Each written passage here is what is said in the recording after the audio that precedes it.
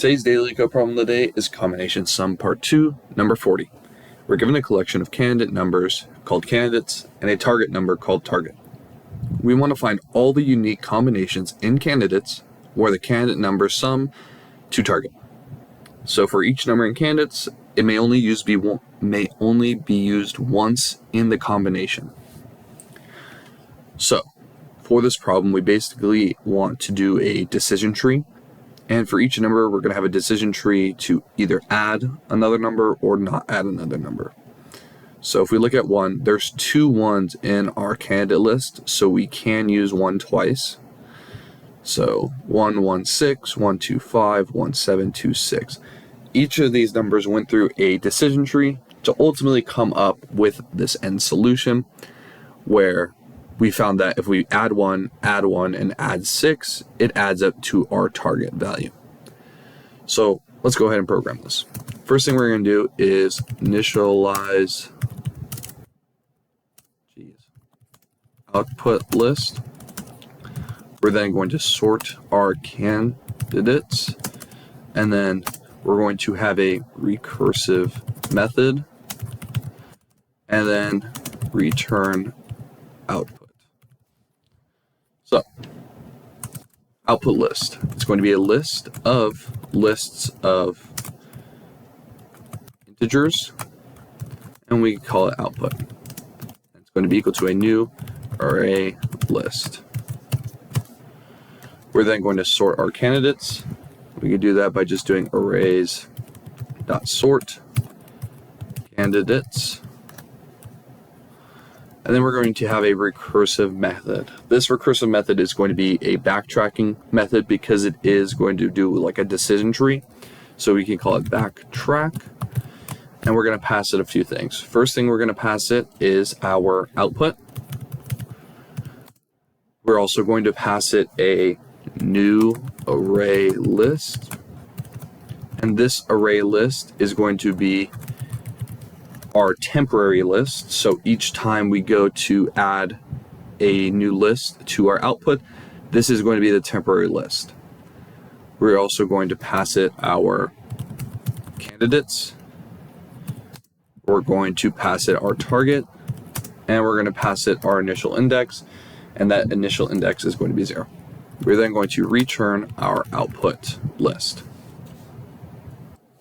All right, now for our backtracking recursive function. This is going to be a private void called backtrack.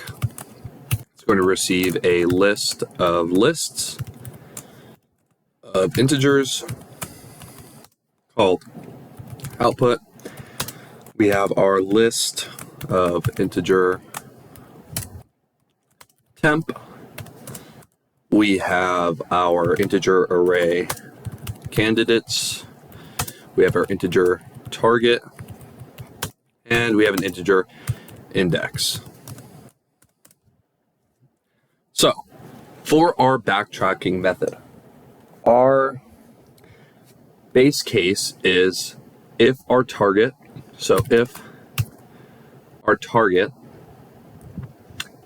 is greater than whatever our current value is, we are going to want to return because whatever number we just put in does not work. So actually, instead of target, we could do total. And if our total is less than 0, meaning it's a negative number, we are going to want to return because we went too far.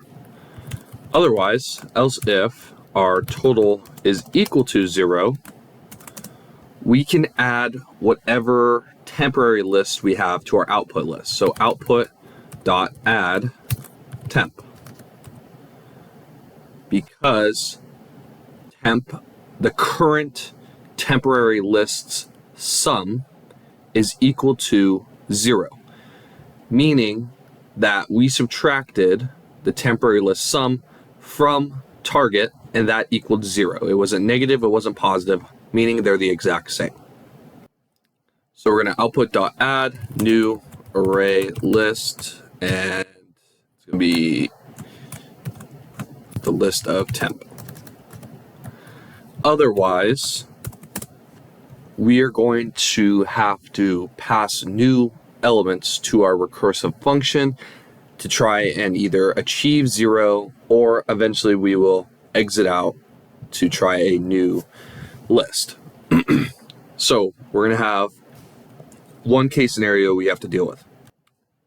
So for each integer and candidate, for int I, and it's going to be equal to our index, as long as I is less than our candidate's dot length, and candidate of I is less than or is greater than or equal to our total. Sorry, if candidate of I is less than or equal to our total, then we can do I++. And basically we're going to go through our list and check every possible index in candidate to see if we can make a new tree out of it.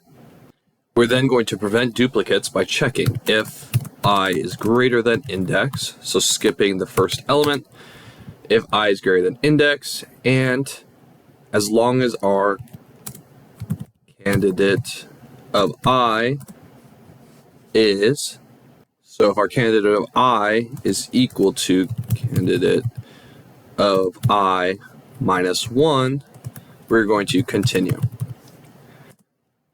Otherwise, we're simply going to add the current candidate to our list and check if it satisfies our total requirements.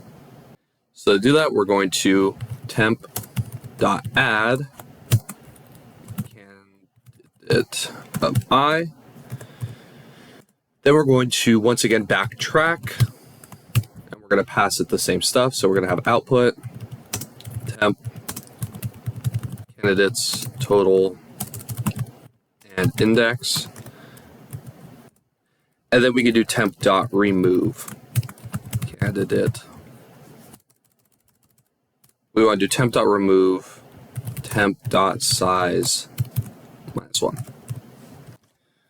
So basically what this is doing is it is adding the current element to our temporary list. Then it's going to backtrack, which is going to once again enter this loop. If total is less than 0, so we went too far, it's going to return instantly. Otherwise, if it's equal to 0, it's going to add it to our list. If it's greater than 0, it's going to go through this again. However, no matter what, eventually it's going to break, and it will come back and remove the last element, and it'll continue to do that until there's no more elements in it when we start making new lists. So for example, we add 1, backtrack, add 1, backtrack, add 6. We perfect got 8. We go back, and then it's going to go through the rest of the candidates, and then it goes back, and it goes through the rest of the candidates. We get 2 and 5. It goes back, rest of the candidates, I get 7, back, and then we switch it to 2 because 1 doesn't have any more trees we can search, and it has 6. So this is basically just going to recursively search and make a decision tree for each number. So if we run this, passes our test cases, and if we submit it, passes all solutions. So thank you, and follow for more daily LeetCode solutions.